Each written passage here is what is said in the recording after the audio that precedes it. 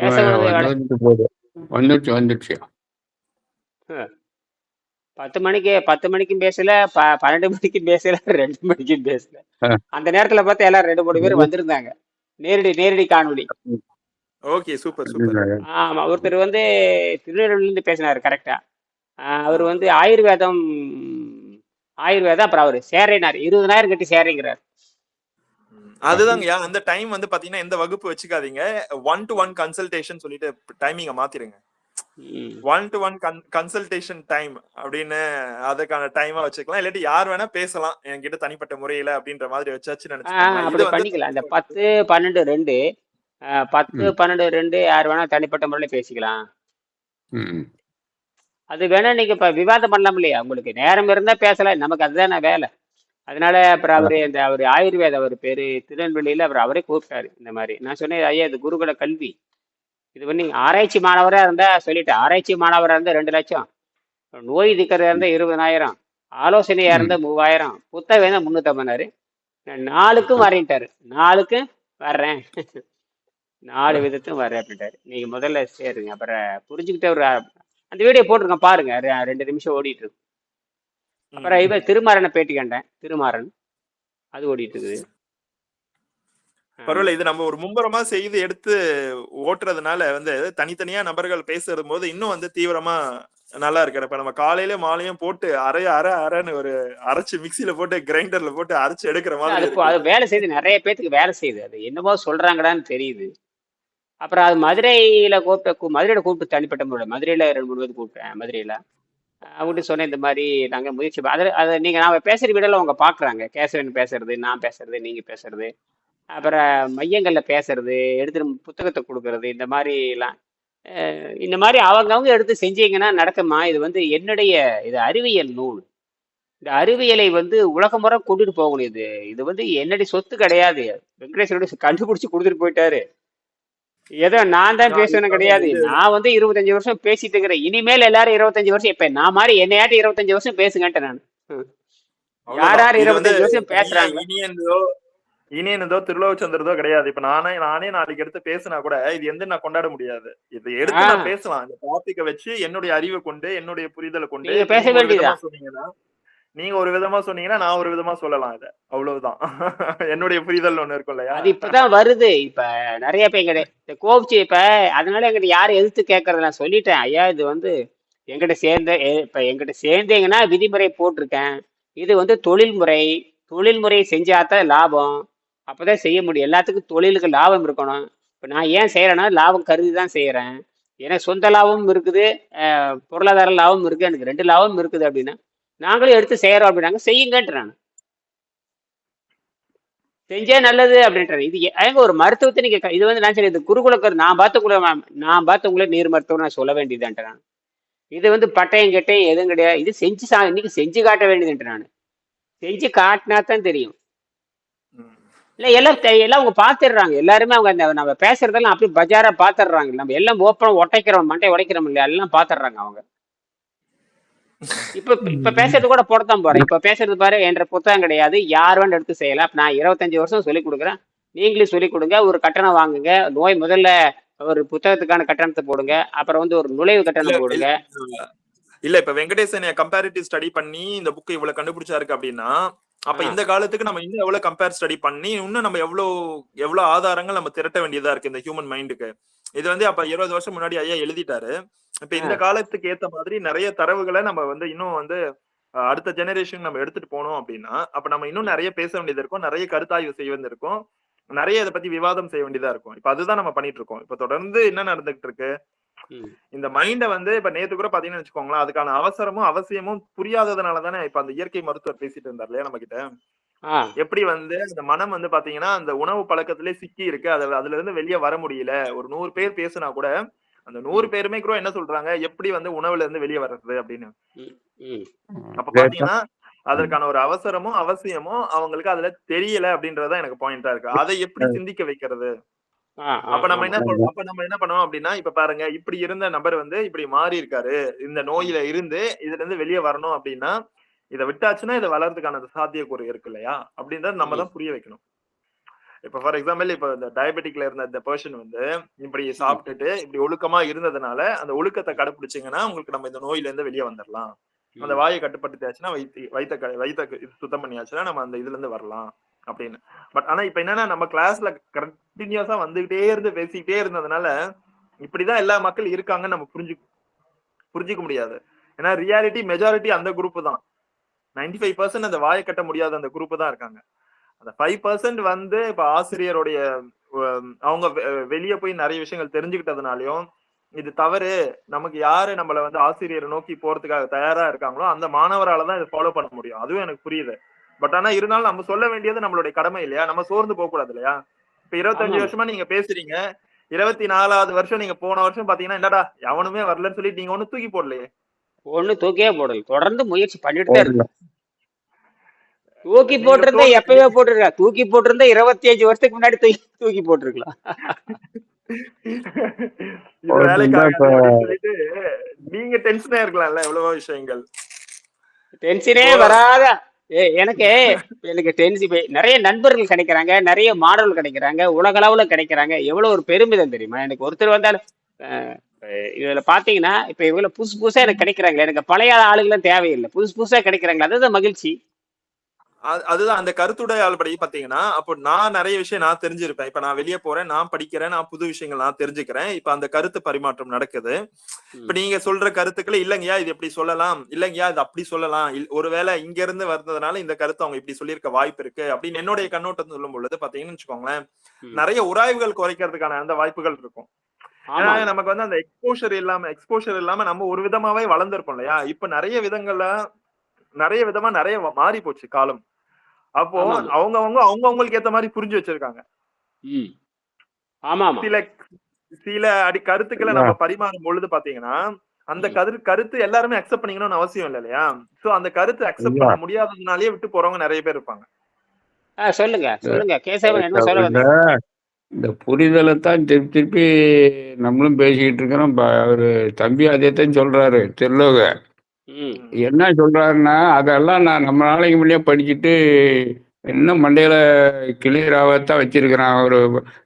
இந்த பித்தகரசுன்னு ஒரு இது ஒரு கணக்கு மேதை இருந்தார். அவர் வந்து எகிப்து நாட்டுக்காரரா என்னன்னு தெரியல. ஆமா, அவர் முக்கோண வந்து முக்கோண முக்கோண விதிகளை, கோண விதிகளை கண்டுபிடித்தவர். பித்தாகரஸ். மேத்தமெட்டிக்ஸ் படிச்சதுனால எனக்கு வந்து அதை வச்சுக்கிட்டு ம், இது அவர் கிளாஸ்ல சேரணும்னா இந்த உபவாசம்னு ஒரு புக்கில் படிச்சேன். ம், அந்த பித்தகோரசனுடைய அவருடைய ஸ்டூடெண்ட் ஆகணும்னா இப்போ இனிய ஐயா ஸ்டூடெண்ட் ஆகணும், வெங்கடேஷ் ஐயா ஸ்டூடெண்ட் ஆகணும்னா இப்படி ஒரு கண்டிஷன் ஏதாவது வைக்கிறீங்க இல்லையா? ஆமா இப்போ நீட்டு தேர்வுன்னா அதுக்கு ஒரு எம்பிபிஎஸ்ன்னு ஒரு நீட்டு தேர்வு கண்டிஷன் வச்சிருக்கான். ஆமா. இந்த மாதிரி ஒரு கிளாஸ் அட்டன் பண்ணா அதுக்கு ஒரு கண்டிஷன் வச்சிருக்காரு பித்தகோரஸ். ஆ. என்னன்னா லாங் பாஸ்டிங் ஒரு 20 நாள் 30 நாள் இருந்து ம். இருக்கிறவன் தான் அவர் கிளாஸுக்கு எலிஜிபிலிட்டி இல்லைன்னா அவன் வரக்கூடாது. ஓ, அருமை அருமை இது அருமை. இது ஏன் இது ஏன் அவர் அங்க வச்சிருந்தாரு அந்த காலத்துலன்னு இப்ப நல்லா தெரியுதுயா. அப்படி இருக்கிறவன் ம், தான் அந்த கிளாஸை அண்டர்ஸ்டாண்டிங் பண்ணிக்குவாங்கிறாரு. ம், அப்ப நாம இப்படி சொன்னோம்னா ஒருத்தனுமே வரமாட்டான். அது வேற விஷயம். ம், அவங்க ஏன் வரமாட்டேங்கிறாங்கவும் வந்தவங்களும் ஏன் ஓடுறாங்கிறது இத்தான் அந்த குப்பம் உடம்புல இருக்கிறதெல்லாம் புரியறதுக்கு வழியே கிடையாது. ம், வழி விடாது. ம், ம், ம்.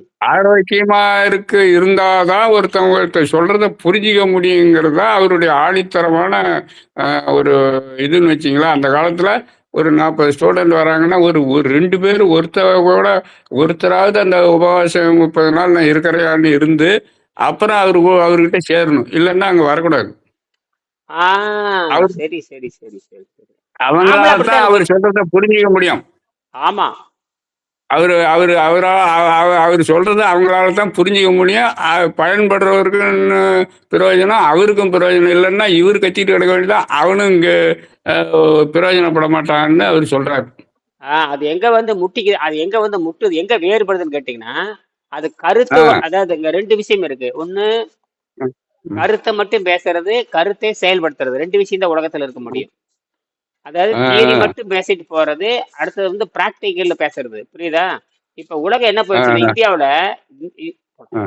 ஆ, இந்தியாவுல இந்தியாவுல வந்து தியரி மட்டுமே பேசி எல்லாரும் என்ன தியரி மட்டுமே பேசி எல்லாம் வீணா போயிட்டாங்க. தியரி மட்டும் பேசி அதான் தியரி. இப்ப எல்லா மெடிக்கல் படிக்கிறவங்களும் அதாயா நான் சொல்றேன். ஒருத்த கூட உபவாசம் 30 நாள் இருந்துட்டு போயெல்லாம் மெடிக்கல் காலேஜ்ல சேர்றது கிடையாது.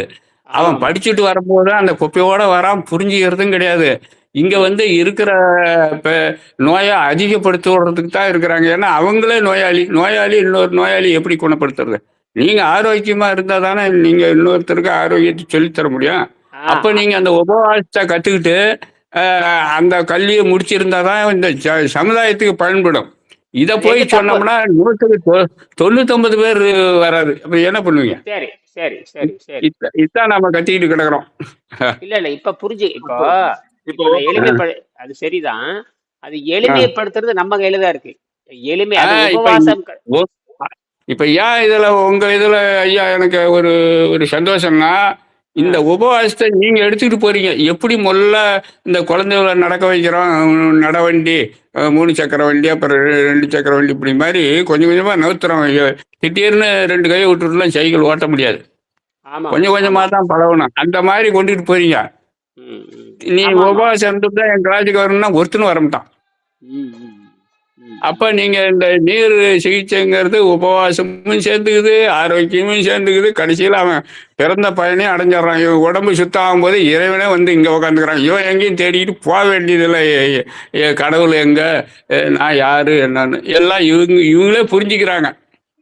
அஹ், இதுல தன்னைத்தானே தன்னைத்தானே புரிஞ்சுக்கிறாங்க. ஆமா, ஆமாம். ஆமாம். இது பெரிய கடல் மாதிரி. நீங்க அதை சிம்பிளா நம்ம சொல்லிட்டு இருக்கிறோம். அதனால யாருக்கும் புரியல. என்னமோ கத்திட்டு கிடக்குறாங்க. ஏது கத்தனா இவரு சொன்ன மாதிரி யாரு மண்டையில ஏறுறவங்க ஏறட்டும்னு நீங்க சொல்லிட்டு இருக்கீங்க. இல்ல, அது பரவுதுங்கய்யா. அது காலையில கூட அதை ஆ, பத்தி பேசினேன். காலையில கூட இந்த திருமான்கிட்ட ஆ, பேசினேன். அவரோட வீடியோ ஓடிட்டு இருக்குது பாருங்க. ஒரு 20 நிமிஷம் ஓடும் பாருங்க. அது போக சாட் ஆ, ஜிபி, அது போக அந்த ஒரு ஆயுர்வேத ஆயுர்வேத அவர் பேரு வர்மக்கலை. ஆயுர்வேதத்துல வர்மக்கலை. அவர் ஒருத்தர் இருக்காரு. மருமக்களை. அவருக்கு ஒரு ஆ, ஆமா, அவர் ஆயுர்வேதம் படிச்சு அவரு தான் கூப்பிட்டாரு. நான் பார்த்தேன், உங்களை வீடியோ எல்லாம் பார்த்துட்டேன். ஆச்சரியமா ஆ, இருக்குன்னாரு. ஆச்சரியப்படுறதுக்கு ஒண்ணும் இல்ல. ஏற்கனவே இருந்த கலைகள் தான். அது நீரை ஆ, மருந்தாக அருந்தி உணவு சாப்பிடணும். நீரை மருந்தாக அருந்தி கீரை சாப்பிடணும். நீரை மருந்தாக அருந்தி சாதாரண உணவு சாப்பிடணும்னு சொல்ல தெரியல.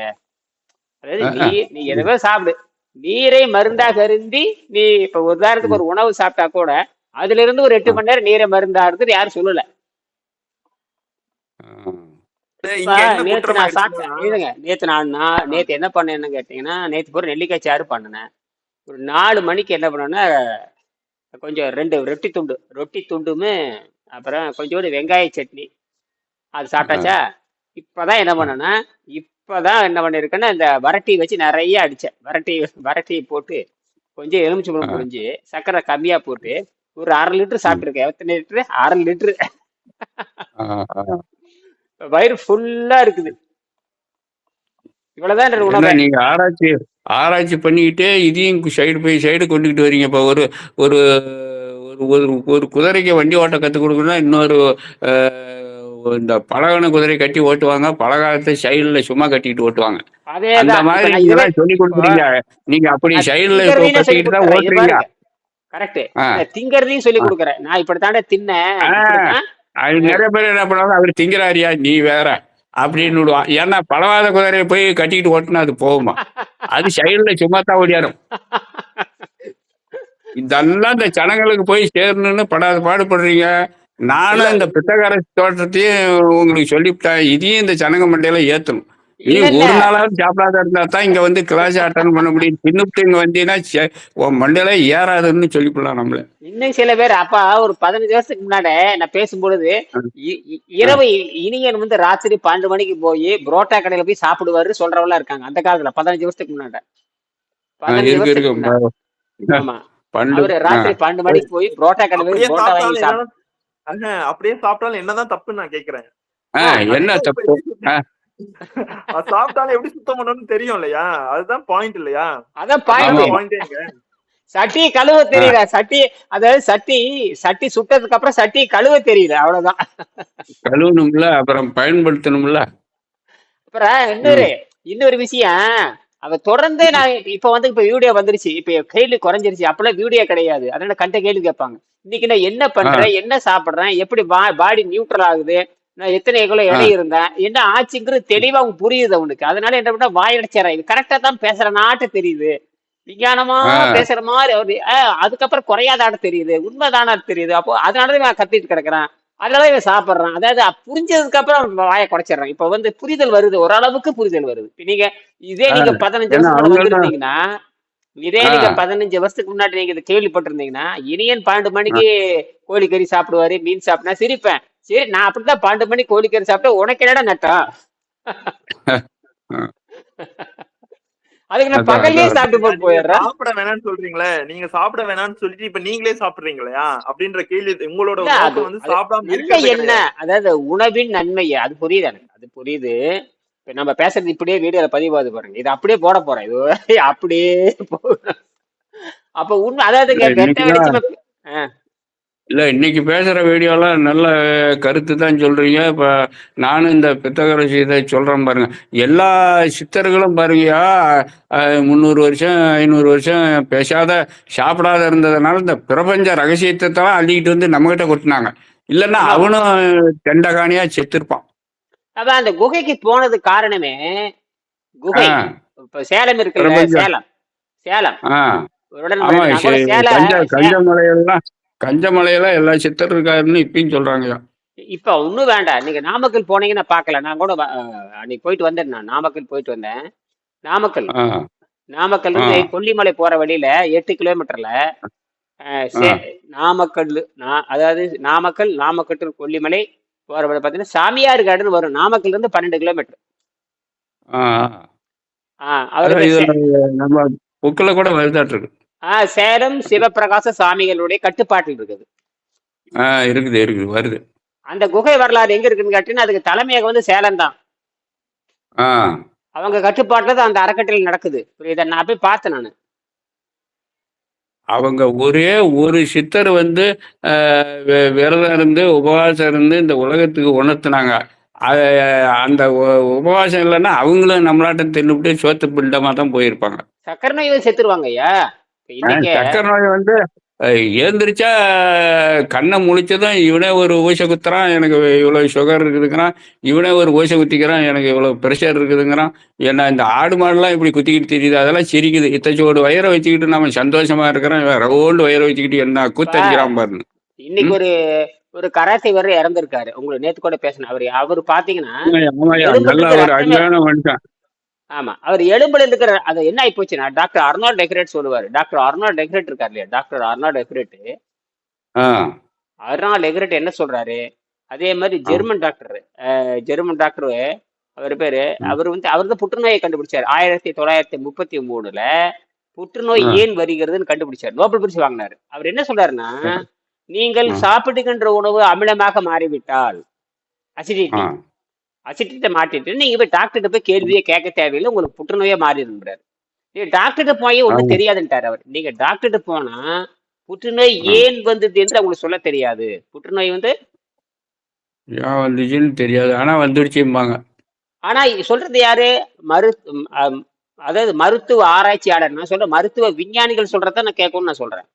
அவர் மருத்துவ விஞ்ஞானி, நோபல் பரிசு பெற்றவர். அவர் சொல்றாரு, உங்கள் உணவில், அதாவது உங்கள் பழக்க வழக்கத்தில், உங்கள் உடம்பில் அமிலமாக மாறிவிட்டால் நீங்க டாக்டர்கிட்ட போய் கேன்சர் பத்தி கேட்க தேவையில்லை, அது கன்ஃபார்ம் பண்ணிக்கோ அப்படிங்கிறாரு. என்னது, உறுதிப்படுத்திக்கோ, டெஸ்டே பண்ண வேணாம். ஆமா, அவர் சொல்லிப்போட்டு சொல்றாரு. இது காரணம் உடல்ல ஆக்சிஜன் பற்றாக்குறைங்கிறாரு. என்னது, ஆக்சிஜன் தான். அதுக்கப்புறம் ஒருத்தர் வர்றாரு, அதுக்கப்புறம் ஒரு விஞ்ஞானி வர்றாரு. அது அமெரிக்காவை சேர்ந்த டாக்டர் ஃபெரிட் முராடு. அவர் 1998ல அவர் என்ன சொல்றாரு தெரியுமா, உங்கள் உடம்புல இருக்கிற இவர் ஆக்சிஜன் பற்றாக்குறைன்னு சொல்லிட்டாரா. அடுத்து டாக்டர் வர்றாரு 1998ல, அமெரிக்க டாக்டர். அவர் என்ன சொல்றாருன்னா, ஆக்சிஜன் பிளஸ் நைட்ரஜன்ங்கிறாரு. என்னது, ஆக்சிஜன் பிளஸ் நைட்ரஜன், ரெண்டையும் கூட்டினா நைட்ரஜன், ரெண்டையும் கூட்டி பாருங்க, நைட்ரிக் ஆக்சைடு. அவர் ஆக்சிஜன் பற்றாக்குறைங்கிறாரு. இவர் ஆக்சிஜன் மட்டும் இல்ல, கூட நைட்ரஜன் பற்றாக்குறைங்கிறாரு. ரெண்டும் சேர்ந்து வரணுங்கிறாரு. அப்பதாண்ட அடப்பு நீங்க இதுக்கு நோபல் பரிசு வாங்கிட்டார். அப்ப என்ன சொல்றாரு அவரு, உங்கள் உணவில் நீங்கள் காய்கறிகளை அதிகமாக்கி கொள்ளுங்கள், ஒரே வரி முடிச்சிட்டார். காய்கறிகள் அதிகமாக்கிட்டு நோபல் பரிசு வாங்கிட்டாரு. வாங்கிட்டாரு. நைட்ரிக் ஆக்சைடு அதிகமாயிடுச்சு. என்னது உடம்புல? Nitric oxide. நீ திங்கிறது பூரா கார்பன் டை ஆக்சைடு. இப்ப மனுஷன் திங்கிறது பூரா, இப்ப இந்த வெள்ளக்காரன் திங்கிறது பூரா carbon di oxide. Carbon di oxide. ஏன்னா இவர் சொல்றது நைட்ரஜன் ஆக்சைடு. அப்ப காத்துல நைட்ரஜன், இங்க பாருங்க, காத்துல நைட்ரஜன் ஆக்சிஜன் ரெண்டும் இருக்கு. இருக்கு. காத்துல எது இருக்கு? நைட்ரஜனும் இருக்குது, ஆக்சிஜனும் இருக்குது. ரெண்டும் உள்ள போய் நைட்ரிக் ஆக்சைடா மாறுது. நீ சாப்பிட்டாலும் சாப்பிடாட்டாலும். இப்ப நான் வந்து இப்ப இனியன் உயிரோட இருக்கிற காரணமே, நான் வந்து கீரை சாப்பிடணும், காய் சாப்பிடணும் அவசியம் இல்லை. ஏற்கனவே சுத்தப்படுத்துறதுக்கு நான் சாப்பிட்டாச்சு. அப்படின்னா என் உடம்பு நைட்ரிக் ஆக்சைடு குறையக்கூடாதுன்னா, காத்துல இருக்கிற நைட்ரஜனும் ஆக்சிஜன் ரெண்டும் உள்ள போய் நைட்ரிக் ஆக்சைடு கன்வெர்ட் ஆயிருது. என்னது? ஓ, இததான் அந்த பிராணன் சொல்றாங்க இல்லையா? அந்த பிராண ஆமா ஆமா ஆமா ஆமா ஆமா ஆமா ஆமா.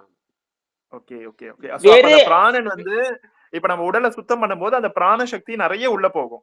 Nitrogen plus oxygen, nitrogen plus oxygen ரெண்டும் சேர்ந்து நைட்ரஜன் ரொம்ப ஆழமா இருக்கும்னு சொல்லுவாங்க பாத்தீங்களா? டீப் பிரீத்திங் சொல்லுவாங்க. சோ அப்ப அந்த இப்ப நம்ம உபவாசம் இருந்து சயின்டிபிக்கலா அறிவியல் அடிப்படையில் நைட்ரஜனோடு ஆக்சிஜன் சேர்ந்தால் அதுக்கு பேரு நைட்ரஸ் ஆக்சைடுன்னு அர்த்தம். என்னது? HNO2. அதுவா கன்வெர்ட் ஆகுது. இந்த O2 அதிகமாகணும். என்னது? நைட்ரஜன் NaO2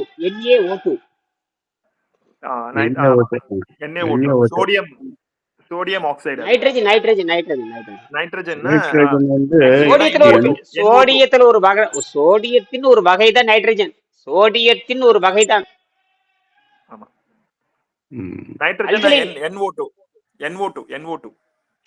எப்படின்னா கார், அதுக்கு பேர் அல்கலின் சொல்லுவாங்க. Alkaline base plus oxygen base. அது ஒரு விசித்திரமான அமைப்பு. எவனும் புரிந்து கொள்ள முடியாது. எவனும்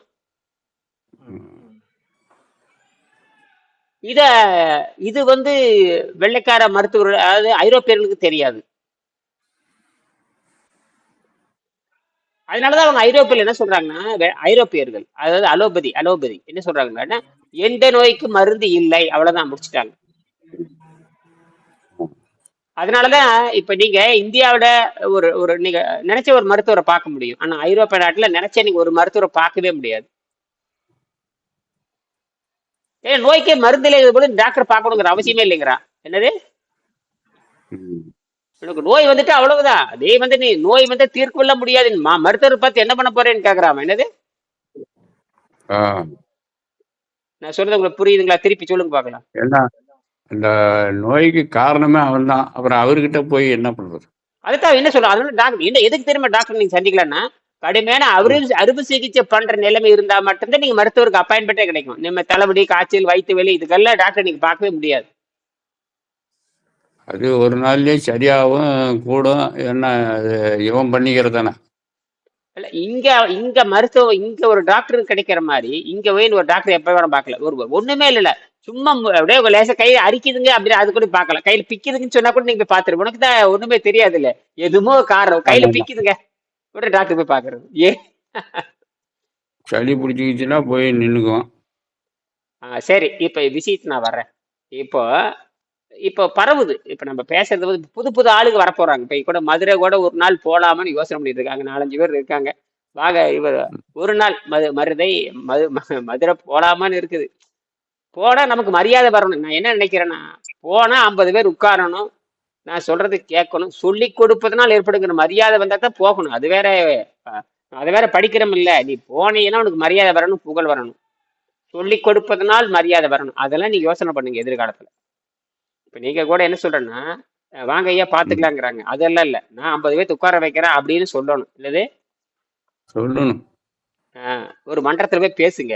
நான் வந்தேன்னா ஒரு ஒரு மணி நேரம் பேசுறேன். ஒரு 15 பேர் 20 பேர் புத்தகம் வாங்கிட்டு, அது போதும். புத்தகம் வாங்கிட்டு ஒரு நன்கொடை கொடுத்தா முடிஞ்சு போச்சு. அந்த அளவுக்கு தைரியம் வரணும். நான் விட்டு ஆட்டாட்டுன்னு ஆட்டுவேன். அதெல்லாம் 1.5 மணி நேரங்கிற 2 மணி நேரம் கூட கொண்டு எடுத்துருவேன். இது இப்ப நீங்க சொன்ன அந்த கருத்தை கூகுள் பண்ணி பாத்தீங்க. அது என்ன சொல்றாங்கன்னா, மறுபடியும் பாத்தீங்கன்னா ஆக்சிஜன் இன்னும் அவங்க வந்து அந்த பரிணாமத்துக்கு போகவே இல்லை. நைட்ரஜனாவே தான் இருக்கு. ஆக்சிஜன் மட்டும் தான். நீங்க சாப்பிட்டாலும் சாப்பிடலாம், ஃபாஸ்டிங் பண்ணலனாலும் அதோட தன்மையை தான் செஞ்சுக்கிட்டு இருக்க தவிர இதனால வந்து எந்த ஒரு டிஃபரன்ஸும் இல்லை. ஏன்னா அவங்க தெரியாது இல்லையா இதை பத்தி. ஆமா, இதை பத்தியான ஆராய்ச்சி அவங்க பண்ணல இல்லையா. சோ அது அதனால மட்டும் பாத்தீங்கன்னா இல்ல. இந்த சரி, ஆ, இன்னொன்னு பாருங்க. இந்த விண்வெளிக்கு போறப்போ கூட நைட்ரஜன் கேஸையும் எடுத்துட்டு போறாங்க. ஏன் எடுத்துட்டு போகணும்? ம், ம். விண்வெளியில விண்வெளிக்கு போறாங்க இல்லையா? காத்துல 78% நைட்ரஜன் தானே இருக்குங்கய்யா, அப்படியே 22% எதுக்கு நீ தான் ஆக்சிஜன் இருக்கு. ஆக்சிஜன் சொல்ற, இப்ப நைட்ரஜன் எதுக்கு எடுத்துட்டு போற? நைட்ரஜன் எதுக்கு எடுத்துட்டு போற? நைட்ரஜன் நைட்ரஜனாவே தான் இருக்கு அப்படின்னு சொல்றாங்க. இப்ப நான் பார்த்தேன், அப்ப அந்த எதுக்கு சாட் எடுத்துட்டு ஜிபிடில போற? போய் பார்த்தேன். நைட்ரஜன் எந்த வேல்யூம் இல்லாத பொழுது எதுக்கு எடுத்துட்டு போற? நைட்ரஜனுக்கு வேல்யூ இல்லைன்னு சொல்லு. நைட்ரஜன் தேவையில்லாம இயற்கை படைச்சிருக்குன்னு சொல்லு. அது தாவரத்துக்கு மட்டும் தான் சொல்லு. அப்படியே தாவரத்துக்கு மட்டும்தான் நீ எதுக்கு ஆக்சிஜன் மட்டும் எடுத்துட்டு போகணும்? செத்தான். ஆக்சிஜன் மட்டும் சுவாசத்தின்னு வச்சுங்க, அப்பவே செத்துருவான். அப்போ நம்ம பயாலஜில படிக்கிற மாதிரி நம்ம ஆக்சிஜன் எடுத்துட்டு கார்பன் டை ஆக்சைடு மட்டும் வெளியே விடல. அப்போ ஆக்சிஜனோட சேர்த்து நம்ம நைட்ரஜனும் உள்ள வாங்குறோம். அதனாலதான் உயிரோடு இருக்கிறீங்க. ம். வெறும் ஆக்சிஜன் மட்டும் வச்சு பாருங்க, மூஞ்சியில வெளுத்து போய் செத்து போயிடும். ஓகே. அது பட் ஆனா இத ஆபரேஷன். வந்து இன்னும் அவங்க ஆய்வு பண்ணணும் இல்லையா? இன்னும் வந்து இத எடுத்து வச்சு ஆய்வு இன்னும் பண்ணல. அப்போ அவன் அவங்களுக்கு தெரியாது. பன்னிக்குட்டி தான் ஆய்வு பண்றான். அந்த பன்னிக்குட்டி ஆய்வு பண்ற வரைக்கும் நடக்காது. ஓகே. நீ எங்க மாதிரி சாப்பாட்டை கட்டுப்படுத்துறான் பாருங்க, இவனுக்கு கூப்பிட்டு ஆராய்ச்சி பண்ணணும். அல்லது இந்த புத்தகம் வந்து 1 கோடி காப்பி போகணும். தமிழ்நாட்டுல மட்டும் 1 கோடி புத்தகம் வித்தா தான் உருப்படும். அப்ப இன்னும் ஒரு இததான் அர்னால்ட் டெகரோனும் சொல்லியிருக்காரு. அந்த ஃப்ரீ அந்த நைட்ரஜன் தான் கன்வெர்ட் ஆகுது அப்படின்றத சொல்றாரு. அப்ப அந்த பாயிண்ட் தான் இப்ப நான் பாஸ்டிங் பாத்துட்டு இருந்தா அதே சாக தான் கூடாது இங்கதான் இல்லைங்க. வந்து இப்பதான் நீ பாஸ்டிங் இருந்தே இப்ப இன்னும் சொல்லிருவானுங்க. இப்ப ஜப்பான் கார் மாதிரி இறங்கி வரணும். இந்த ஓசினா ஒரு ஓசுமே ஆராய்ச்சி பண்ணார் இல்லையா, அந்த மாதிரி இறங்கி வரணும். இந்தியால இருக்கிற டாக்டர்கள் இறங்கி வரணும். அவனுக்கு இந்தியால இருக்கிற டாக்டருக்கு மாணவர்கள் சூடு சொரணையே கிடையாது. அவன் அலோபதி டாக்டர் தானுங்க, இறங்கி தைரியமா செய்யறான் பாருங்க. அலோபதி டாக்டர் தானே, தைரியமா இறங்கி செய்யறான்ல. அமெரிக்கால இருக்கிற அலோபதி டாக்டர் இறங்கி செய்யறீங்க, ஜெர்மன் இருக்கிற அலோபதி டாக்டர் இறங்கி செய்யறீங்க, ஜப்பான் இருக்கிற அலோபதி டாக்டர் இறங்கி செய்யறாங்க. ஏன் இந்தியாவில் இருக்கிற டாக்டர் எவனாச்சும் நோபல் பரிசு வாங்குறான்னு பாருங்க. இந்தியாவில் இருக்கிற 140 கோடி பேர் இருக்காங்க. ஒரு ஒரு 10ல் ஒரு கோடி பேராவது டாக்டர் இருப்பீங்க. நூத்துக்கு எத்தனை, 1000க்கு ஒண்ணு என்னமோ கணக்கு சொல்றாங்க. எத்தனை பேருக்கு ஒண்ணு? 1000க்கு 2 பேர் டாக்டரா? எத்தனை டாக்டர் ரேஷியோ என்ன? 1000க்கு 2 இருக்காங்க நம்ம இருக்காங்க. கவர்மெண்ட். எல்லா காலேஜும் பார்த்தீங்கன்னா வருது, வருஷத்துல இல்ல அது ஒரு லட்சக்கணக்கில் கணக்கு வருது. இருக்குது. 1000க்கு எத்தனையோ டாக்டர் கணக்கு இருக்குது. என்னமோ இருந்துட்டு போட்டும். அப்படியே பாத்தீங்கன்னா ஆ, இந்தியாவில் ஒரு 10 லட்சம் பேர் இருப்பாங்க இல்லையா? இருக்காங்க.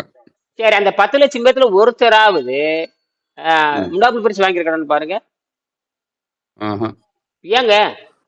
அந்த எட்- புரிதலே இல்லை. உலகத்திலே அதிக டாக்டர் இருக்கிறது இந்தியா தானுங்க. ஆமாங்கய்யா, 811 பேருக்கு ஒரு டாக்டர் போட்டிருக்கு. The doctor ah, population ratio is 1:811 in the country, which is better than World Health Organization, which is 1:1000. ஆ. அப்ப 1,50,00,000 பேர் இருக்கிறீங்க. 1,50,00,000 பேர். இருக்காங்க 1000க்கு ஒண்ணு வச்சா இருக்காங்க. கூட, ஆ, 1000க்கு 100 பேர். அப்ப லட்சத்துக்கு 100 பேர். லட்சத்துக்கு 100 பேர் இருக்காங்க.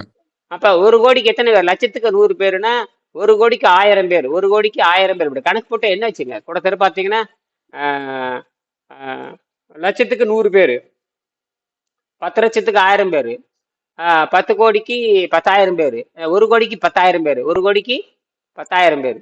1000 பேர். அப்படி கணக்கு போட்டு கிட்டத்தட்ட பார்த்தீங்கன்னா குறைஞ்சபட்சம் ஒரு 50 லட்சமாவது இருப்பாங்க உலகத்துல. அது இருக்காங்க அதிக இருக்காங்க.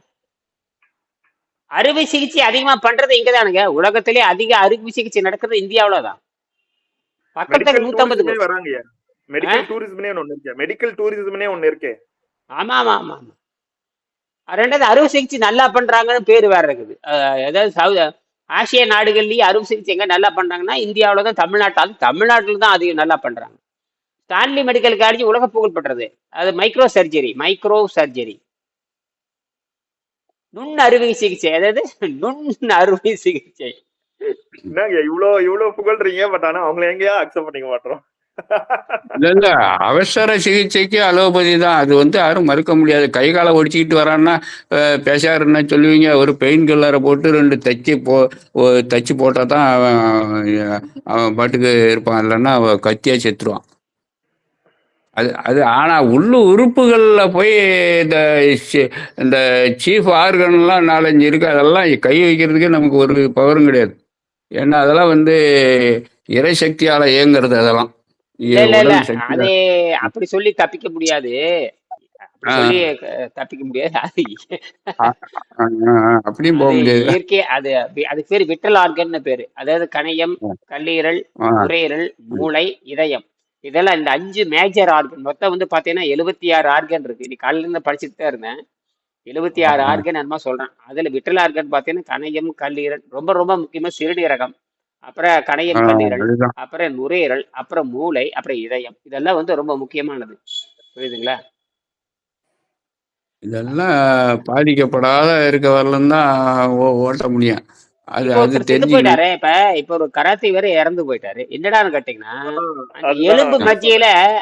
இந்த எலும்பு ஆ, மத்தியில அது அமிலத்தன்மை. பிரியாணி சாப்பிட்டா என்னங்க பண்ணும்? பிரியாணி சாப்பிட்டு இறைச்சி பிளட் கேன்சர் அப்படின்னு சொல்லிட்டு இருந்தாங்க. அதுதான் நீ இறைச்சி சாப்பிட்டு சாப்பிட்டு சாப்பிட்டு சாப்பிட்டு ஆ, கார்ஜினோஜென்ஸ் அதிகமாயிடுச்சு. என்னது? கார்ஜினோஜென்ஸ். ஆ. அப்புறம் ஒரு ஈக்கனருடைய பையன் வேற செத்து போயிட்டான். அது காரணம் கொழுப்பு அதிகமா போச்சு. அவருக்கு சின்ன வயசு. ஹார்ட் அட்டாக் 48 வயசு. என்னடான்னு கேட்டீங்கன்னா, கொழுப்பு அதிகம். கொழுப்பு மாவு மாவு பால் மாவு பால் மாவு நோவு சாவு, அவ்வளவுதான். அதுதான். மாவு தான் ஐயா. ம். வெறும் மாவு, வெறும் சட்னி மாவு, வேற ஒண்ணும் இல்லை. நல்ல இட்லி சட்னி தின்னா முடிஞ்சு போச்சு கதை. இட்லி சட்டினி அதுலயே எல்லாம் முடிஞ்சு அது போயிடுது. அது எப்போ அந்த நோய் எதிர்ப்பு சக்தி அவங்களுக்கு ஒரு ஒரு நீங்க சொல்ற மாதிரி ஒரு பாடிக்கும் ஒரு நோய் எதிர்ப்பு சக்தி இருக்கும் இல்லையா? அது எப்போ அட்டாக் ஆகுன்றது தெரியாது. அது எப்போ பாதிப்படையுன்றது தெரியாது. அது எப்போ அதோட ஆஹ் இதை வந்து போதும் நிறுத்திக்கிறேன் நிப்பாட்டு அது வரைக்கும் கெஞ்சிக்கிட்டே இருக்கும்னு நினைக்கிறேன். என்னை விட்டுறா சாமி, எனக்கு போதும் உன்னோட பாடியோட அப்படின்னு கெஞ்சு ஒண்ணும் நினைக்கிறேன். இல்லைங்க. ஒண்ணுமே தேவையில்லை. 24 மணி நேரத்துக்கு ஒருக்கா நீ சைவ உணவு சாப்பிட்டு இருந்தா நிச்சயமா 120 ஆண்டு வாழலாம். ஆனா அந்த 24 மணி அது என்ன நேரத்துல நீ கணக்குங்க? அது என்ன கணக்கு இப்ப சொன்னது? 24 மணி நேரத்துல 24 மணி நேரத்துக்கு ஒருக்கா ஒரு சைவ உணவு, அவ்வளவுதான். அதாவது நீ வாழ்றதுக்கு நீ வேலை செஞ்சாலும் செய்ய, நீ உயிர் வாழணும்னு நினைச்சீன்னா, ஆ, ஆனா அந்த 24 மணி நேரத்துல நீ குறைஞ்சபட்சம் 1 லிட்டர் தண்ணியாவது ஒரு 50 பிரிச்சு குடிச்சிருக்கணும். பிடிச்சிருக்கு. So அந்த அந்த சாப்பிட்டதை கொஞ்சம் கொஞ்சமா பாடியில இருந்து வெளியேற்றுறதுக்கு அந்த அறிவை தெரிஞ்சிருக்கணும். சாப்பிடுறது பெரிய விஷயம் இல்ல. ஆமா, அந்த அறிவை கொண்டு நீ அந்த சாப்பிட்ட அந்த சாப்பாடை எப்படி உடம்புல இருந்து வெளியே ஆக்கிட்ட பிறகு அதுக்கப்புறம் நீ இன்னொரு சாப்பாடை 24 மணி நேரம் கழிச்சு சாப்பிடு. கரெக்ட் ஆயிரும். அப்ப என்னன்னா அது எப்ப என்ன நியூட்ரல் ஆயிட்டே இருக்கு. அந்த உணவுங்களோட அடையாளமும் உள்ள இருக்காது. நீ சாப்பிட்டது என்னை ஆராய்ச்சி பண்ணாங்கன்னு வச்சுக்கங்க, ரத்த சுத்தமா இருந்ததுன்னா உள்ள உணவு ஒண்ணுமே இல்லை. உணவுக்கும் ஆரோக்கியத்துக்கு சம்மந்தம் இல்லை. ரத்த சுத்தமாயிருச்சு, வேலை முடிஞ்சு போச்சு. அப்போ உணவு போட்டாச்சு, எடுத்தாச்சு. உண்டியல காசு போட்டாச்சு. இப்ப பார்த்தா உண்டியல காசு போட்டாச்சு. இப்ப பார்த்தா உண்டியல் திறந்த பார்த்தா ஒண்ணும் இல்லை. அப்ப இவன் சாப்பிடல. ஆனா நான் என்ன பண்ண சுரண்டி எடுத்துட்டேன். என்னது? சுரண்டி எடுத்துட்டேன். அப்ப இங்க இதை சாப்பாடுங்கிற தெரிஞ்சிருக்கணும். பேச்சுக்கே இடம் இல்லை. நீங்க சாப்பிட்டே இல்லையா அதை பத்தி உடம்பு கவலை இல்லை. சுத்தமா இருக்கா இல்லையான்றதான் பாயிண்டே தவிர இப்ப நீங்க சாப்பிட உணவு உண்ணாமல் தான் போட்டிருக்கே தவிர உணவு இல்லாமல் போடல. அந்த புக்ல கூட பாத்தீங்கன்னா உணவு உண்ணாமல் தான் இங்க போட்டிருக்கேன். பாருங்க. உணவு அப்ப உதாது உண்றதை பத்தி பேசவே இல்லை. இல்லாம இருக்க முடியுமா? இருக்கும். இல்லாமல் இருக்கலாம். அது ரத்தத்துல இருக்காது. ரத்தத்துல இருக்காது. உண்றது அப்ப என்பது ரத்த உற்பத்தின்றது அப்ப 19 வயசுக்கு அப்புறம் அது ஸ்டாப் ஆயிடும்ன்றீங்களா? இப்ப சாப்பாடு எதுவுமே சாப்பிடல அப்படின்னா இல்ல. அப்ப அந்த ரத்த ரத்த உற்பத்தி இல்ல. ரத்த உற்பத்தி நடந்துகிட்டே இருக்கும். அது பாட்டுக்கு உற்பத்தி நடந்துட்டே இருக்கும். இந்த செல் வளர்ச்சி, இந்த உடல் வளர்றது, ஆள் வளர்றது, இதெல்லாம் ஐயா உங்களுடைய இப்ப பிளட் டொனேஷன் பத்தி உங்களுடைய கருத்து என்ன? அது தேவையற்றது. தேவையே தப்பு. அது தேவையே இல்லை. தேவையில்லை. கொடுக்க கூடாது. ஏன்னா அவன் ரத்தம் கெட்டு போனவன் கொடுத்தினா. அது மட்டும் இல்ல, இந்த ரத்தத்தை உடம்பு ஏத்துக்காது. அப்ப நடக்கிறது அதெல்லாம் தவறுன்றீங்களா? இல்ல, தப்பு. உடம்பு ஏத்துக்காது. ஆக்டிவிட்டி எமர்ஜென்சிஸ் இது மாதிரி அந்த அந்த தேவைக்கெல்லாம் என்ன பண்றது மனிதர்கள்? அது நீ போகாம இருக்கணும். அது வந்து நீ தேவைக்கெல்லாம் என்ன பண்றதுன்னா அதுக்கு பதிலே கிடையாது. அது நீ விபத்து நடக்காம இருக்கணும். அவ்வளவுதான். நீங்க நடந்துருச்சு, வேற வழி இல்ல, இப்ப தேவை அப்படின்ற சிச்சுவேஷன்ல தானே இருக்காங்க மக்கள். அதுக்கு என்ன பண்றதுன்னா அதுக்கு என்ன மாற்று? அதெல்லாம் ஒண்ணுமே கிடையாது. அவ்வளவுதான்.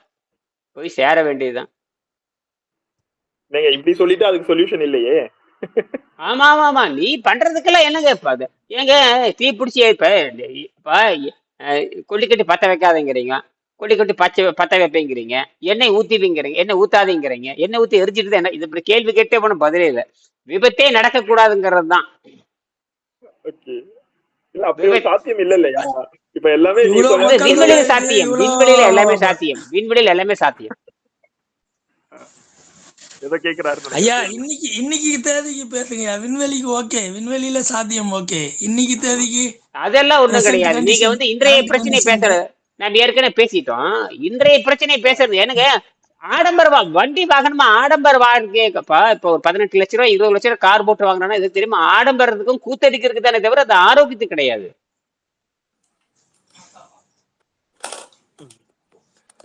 அப்படின்னா மனுஷன் வந்து ஒரு இடத்துக்கு வந்து ஒரு இடத்துல டிராவல் பண்றது இந்த இதெல்லாம் தடுக்க இந்த இந்த மாதிரி முடியாது. பேசினா சொசைட்டி இயங்கவே இயங்காது. எந்த அது விஷயத்துக்காகவும் தப்பு. ஏதோ அது மக்கள் அது வாழவே தவறு. அது சொசைட்டி இயங்காத நீங்க முடிவு பண்ணாதீங்க. அதெல்லாம் நல்லா தான் இயங்கிட்டு இருந்தது. 100 வருஷத்துக்கு முன்னாடி நல்லா தான் இருந்தது. எல்லாம் நல்லா தான் இருந்தது. இந்த மாதிரிலாம் 100 வருஷம் முன்னாடி எல்லாம் கரெக்டா தான் இருந்ததுன்றீங்களா அப்போ? எல்லாம் நல்லா தான் இருந்தது. நீங்களா கெடுத்துட்டீங்க எல்லாம். இந்த இப்ப இருக்கிற அறிவியல் வந்து உலகத்தை முன்னேற்றவே இல்லை. எல்லா விஞ்ஞானிகளும் தெரியும் இந்த அறிவியல் என்பது உலகத்தை முன்னேற்றவே இல்லைங்க. அப்ப 100 வருஷம் முன்னாடி ரத்த தானம் இல்லையா அப்போ? அப்பெல்லாம் ஏது அதெல்லாம் அப்படி ஒண்ணு இருக்கிறதே யாருக்கு தெரியாது. ஓகே, எல்லாம் இவங்க தவறான கொள்கைகளுக்கு வந்துட்டானுங்க. எல்லாமே தவறான கொள்கைக்கு வந்துட்டாங்க. சரிங்க. இப்ப என்னுடைய கேள்வி என்னன்னா இருக்குன்னா, இப்ப நம்ம உடம்ப சுத்தம் பண்ணிட்டோம். அந்த சுத்தமான உடல்ல அப்ப வந்து ரத்த தானம் பண்ணக்கூடாதுன்றீங்களா? பண்ணக்கூடாது, பிரயோஜனம் இல்லை. அவனுக்கு எதிர்பார்ட்டலே வராது. அவன் கெட்டுப்போன் இல்ல இல்ல மீண்டும் இப்ப மீண்டும். சுத்தம் ஆன அது பிறகு மட்டுமல்ல, இப்ப இந்த உடம்பு வந்து எதையுமே ஏத்துக்கொள்ளாது.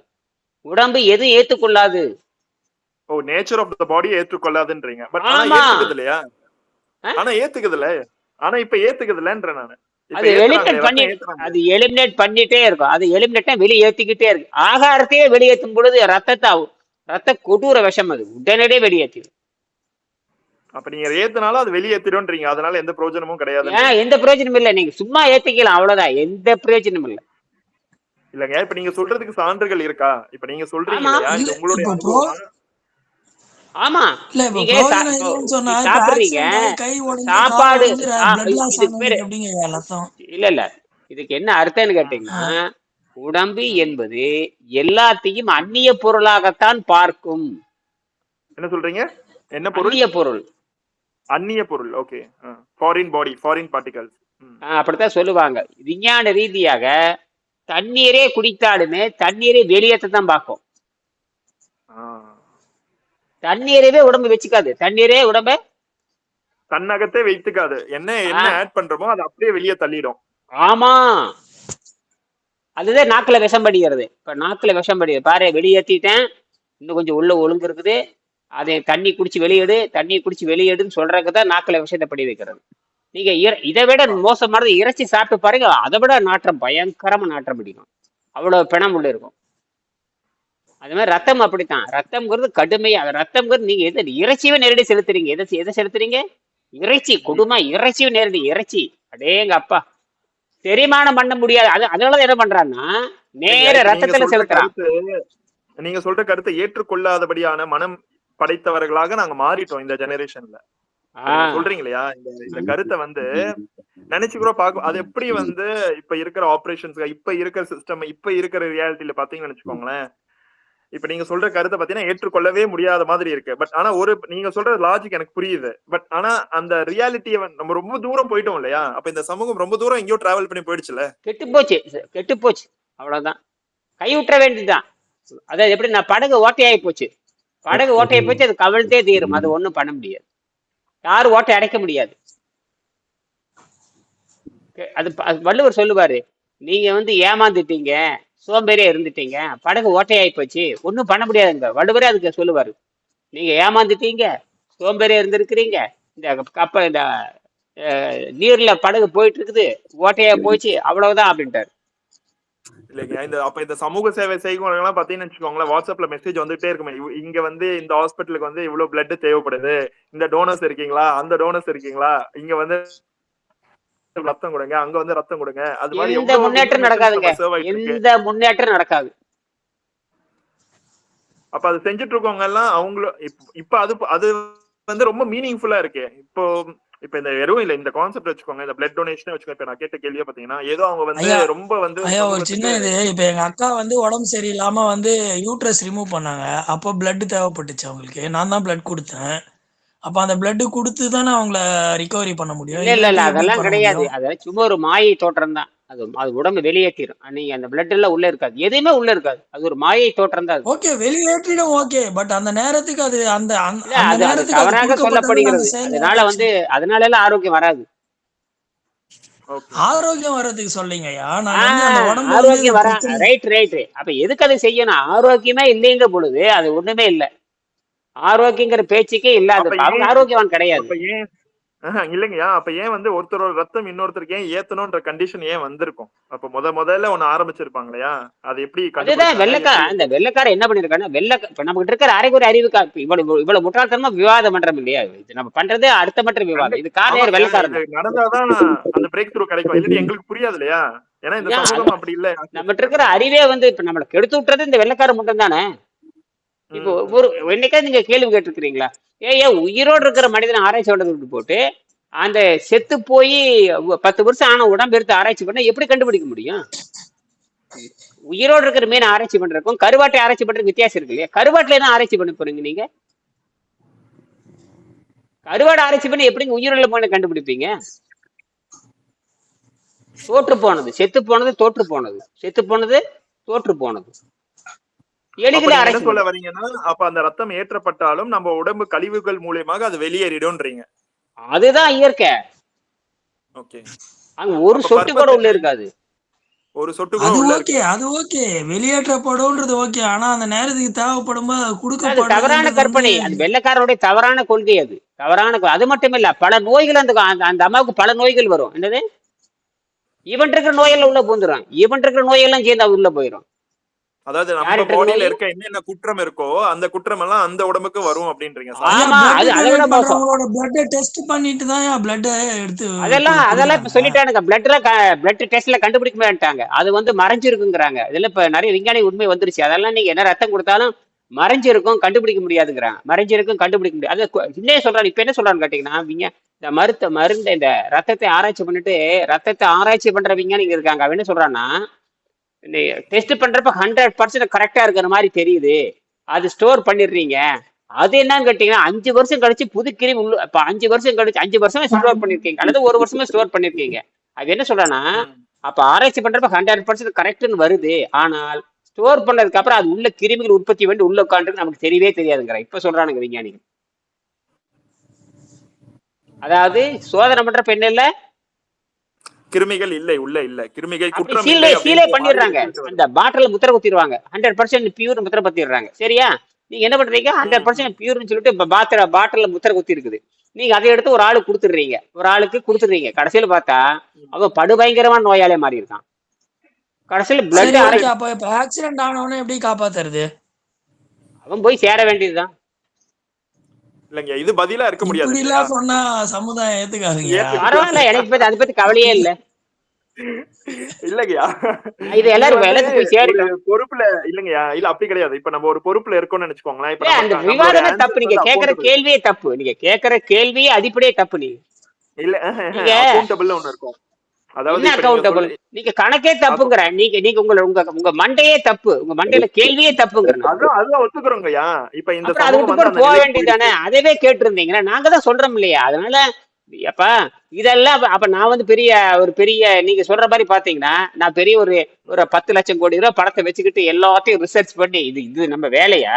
இது பரிணாம அறிவியல். என்னது, எவல்யூஷன் சயின்ஸை கையில தெரிஞ்சுக்கிட்டு நாங்க வீட்டுக்காருக்கு மருந்து கொடுத்தேன், எங்க மச்சானுக்கு மருந்து கொடுத்தேன், இதெல்லாம் பேசிட்டே இருந்தீங்கன்னா ஒன்னும் தேராது. என்னது, எதை கேட்கணும்? புரியுதுங்கய்யா, அது புரியுது. என்னுடைய கேள்வி என்னவா இருக்குன்னா, தேவையில்லாத கேள்வி போகுது, நிறுத்துங்க. அது முதல்ல அந்த கேள்வி நிறுத்துங்க. தேவையில்லாத ஏன் வளர்த்துறீங்க கேள்வியே தப்பு. இப்ப மன்றத்துல கேசவன் ஐயா மன்றத்துல புக்கு கொடுத்தாருங்களாமா போயிட்டு? இனிமேல் தான் போவாரு. அப்படிங்களா? இப்ப நான் கூட மதுரையில போய் மதுரையில வந்து கூப்பிட்டு இருக்காங்க. மதுரையில வந்து சும்மா ஐயா வாங்க நான் பாத்துக்கிறேன்னு இருக்கிறாங்க. உறுதி வாங்க நான் பாத்துக்கிறேங்கிறாங்க. அதெல்லாம் இல்ல, 50 பேர் உட்கார வைங்க அப்படின்னு நான் சொல்லியிருக்கேன். சரியா? சும்மா வாங்க பாத்துக்கலாங்கிறத ஏற்றுக்கொள்ள முடியாது. அதுக்கு நான் இங்கிருந்தே பேசிட்டு போயிருவேன். அது வருங்க ஐயா, காலம் வரும் ஐயா. காலம் நான் மட்டும் இல்ல. இதுல நான் என்ன சொல்றேன்னா, இப்ப நீங்க இருக்கிறீங்கன்னா என்ன புரியுதுன்னா, சில விவாதங்களுக்கு பாத்தீங்கன்னா அந்த முடிவு என்னவா இருக்கும் அப்படின்னு என்னுடைய இதுவா இருக்குன்னா, எண்ட் பாயிண்ட் பார்க்க முடியாது. இது இந்த கான்வர்சேஷன் போயிட்டே தான் இருக்கும். இது கிடையாது. இன்னும் 1000 டாபிக்ஸ் அது எடுத்து மட்டும் இல்ல, விவாதம் செஞ்சுட்டே. இன்னும் சொல்ற பாருங்க, மனிதன் மாறிக்கொண்டு இருக்கிற உயிரினம், அதை நீங்க புரிஞ்சுக்கவே இல்லை. மனிதன் அது மட்டும் இல்ல, முடிவடையாத பரிசோதனை. என்னது? Endless research. இப்ப நான் சமீபத்தில் அந்த ஸ்டேட்மெண்ட் வச்சிருக்கேன் பாருங்க. நீங்க பியூர் பிளட் இஸ் கரெக்ட்னு போட்டு பாருங்க.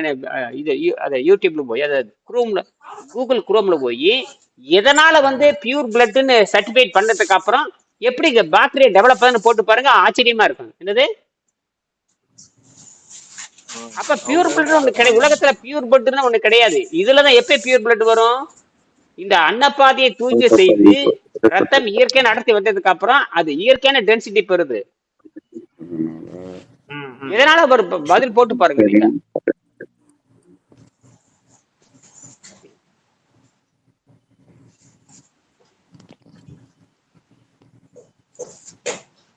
ரத்தத்தை பத்தி எக்கச்சக்கமா ஆராய்ச்சி பண்ணிட்டாங்க. அதெல்லாம் ஒண்ணும் கிடையாது அதுல. பட் ஆனா இருந்தாலும் இந்த ஃப்ளோவை விட்டுற முடியாதுன்னு சொல்லிட்டு இருக்கிறதுனால அந்த குற்றத்தை அவங்க அலோவ் பண்றாங்க. அப்படிதான் நம்ம புரிஞ்சுக்க வேண்டியதா இருக்கு. அது இன்னொன்னு தெரியுமா உங்களுக்கு? இன்னொன்னு தெரியுமா? ரத்தம் கொடுப்பதும் ரத்தம் எடுப்பதும் இடையில வந்து பூந்தது. அதாவது வெள்ளைக்காரன் பண்ண தப்பு. வெள்ளைக்காரன் பண்ண தப்பு. ஏன்னா இதுதான் நான் கேட்கிறேன். இந்த மாதிரி இன்ஃபர்மேஷன்ஸ் தான் நமக்கு தேவைப்படும். ஆமா, வெள்ளைக்காரன் பண்ண தப்பு. இப்ப வெள்ளைக்காரன் பண்ற தப்பு வந்து எங்கிட்ட இருந்து எப்படி எதிர்பார்ப்பீங்க நீங்க? எதிர்பார்க்கலங்கய்யா. அப்ப என்னவா நடந்திருக்கணும்? என்ன எக்ஸ்பெக்டேஷன்? அங்க என்ன அவனுக்கு நடந்திருக்கணும்? மூளையே இல்லாதப்ப கோமாளி கையில, இந்த குரங்கு கையில மாலை கொடுத்த மாதிரி, குரங்கு கையில பூ மாலை கொடுத்த மாதிரி அவன் நாசம் பண்ணிட்டு போயிட்டான். உடம்பே கெட்டு போகுதுங்க. உணவு சாப்பிடுறதுனால ரத்தமே அழுகி போகுது. ரத்தம் அழுகி போய் அது கிருமிகள் உள்ள ஒளிஞ்சுக்கும். இப்ப நான் என்ன சொல்றேன்னா, இப்ப உங்களுக்கு ஒரு நோய் வருதுன்னு வச்சுக்கோங்க. சாப்பிட்டா நோய் வருது. அதுல கிருமிகள் வந்து 2 கிருமிகளா பிரிக்கிறாங்க. நல்ல கிருமிகள், அவர் கெட்ட கிருமிகள் பிரிக்கிறான். ஆனால் இப்ப நல்ல கிருமிகள் வளர்ந்ததுக்கு அப்புறம் தீய கிருமிகள், செத்து போன கிருமிகள் மட்டுமே நம்ம உடம்பு சாப்பிட்டுரும். இந்த உள்ள இருக்கிற மைட்டோகாண்ட்ரியா சாப்பிட்டுரும். அப்புறம் நல்ல கிருமிகள், அதாவது தீய கிருமியில நல்ல வளமையான கிருமி என்ன பண்ணோம்னா, தன்னை சுருக்கி கொண்டு ரத்தத்தில் போய் மறைந்து கொள்ளும்.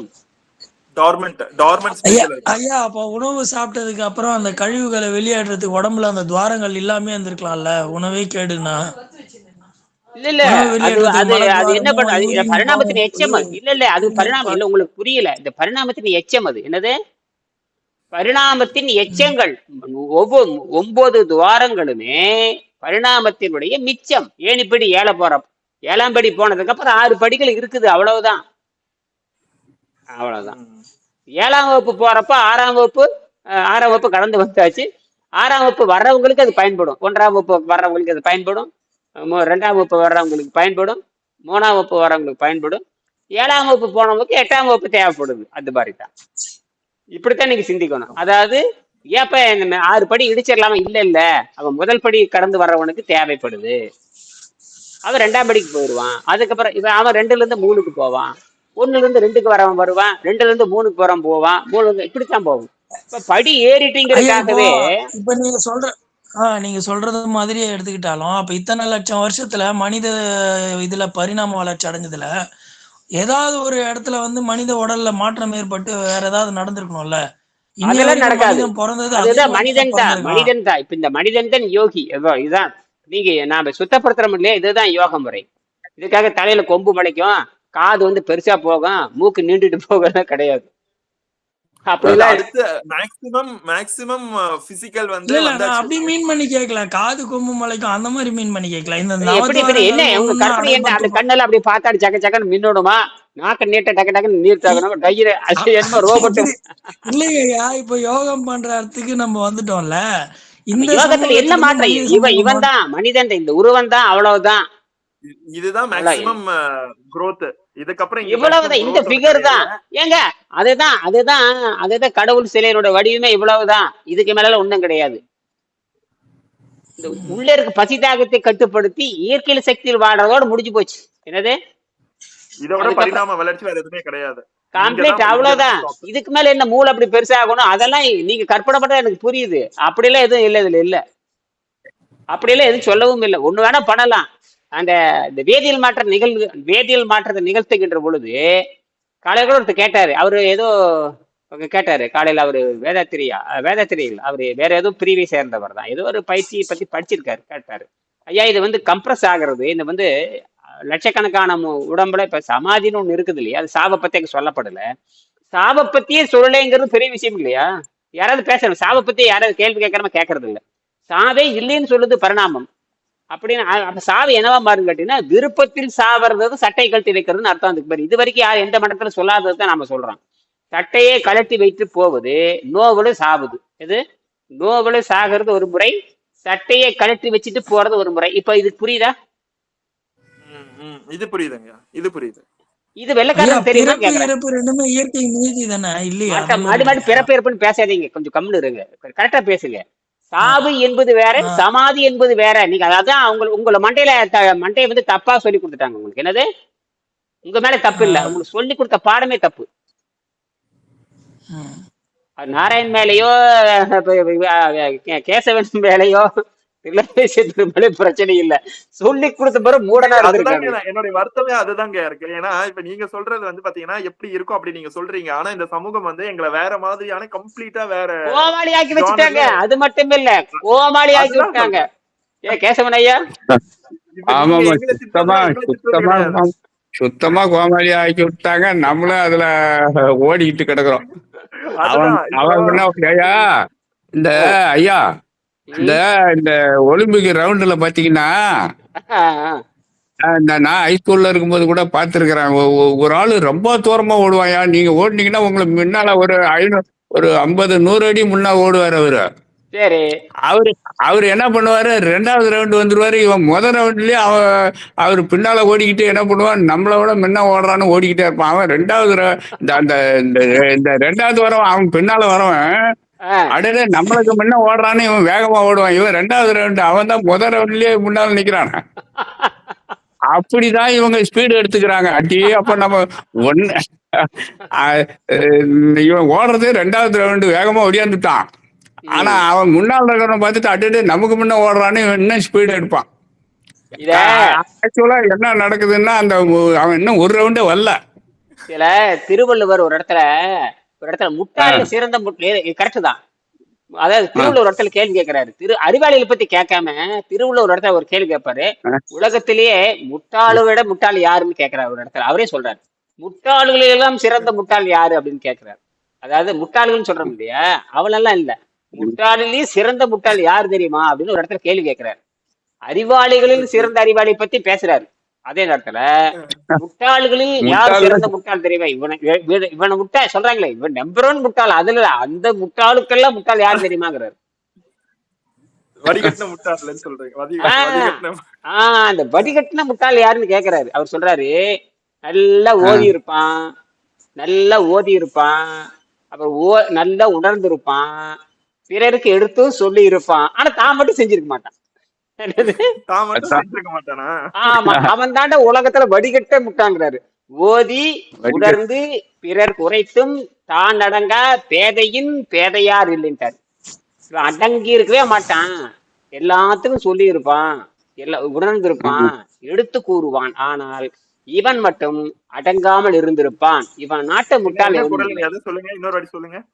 ஓதி உணர்ந்து பிறர் குறைத்தும் தான் அடங்கா பேதையின் பேதையார். இந்த முட்டாளை விட சிறந்த முட்டாள் எவனும் இல்லை.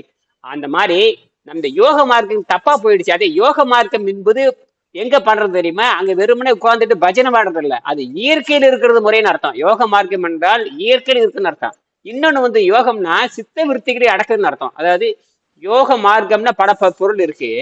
இன்னொன்னு முக்கியமானது சித்த விருத்திகளை கட்டுப்படுத்துதல்னு பேரு. என்னது? சித்த விருத்தி. நீங்க எவனா சித்த விருத்தி கட்டுப்படுத்த சொல்றீங்களா? அங்க போனேன்னு பலகாரத்து போட்டு விட்டுறான். என்னது? நீங்க மன்றத்துக்கு போனீங்கன்னாவே ஹோட்டல் கடை வச்சு நடத்திட்டு இருக்கானுங்க. எல்லா யோக மன்றங்களும் ஹோட்டல் கடை வச்சு நடத்துறானுங்க. என்னது?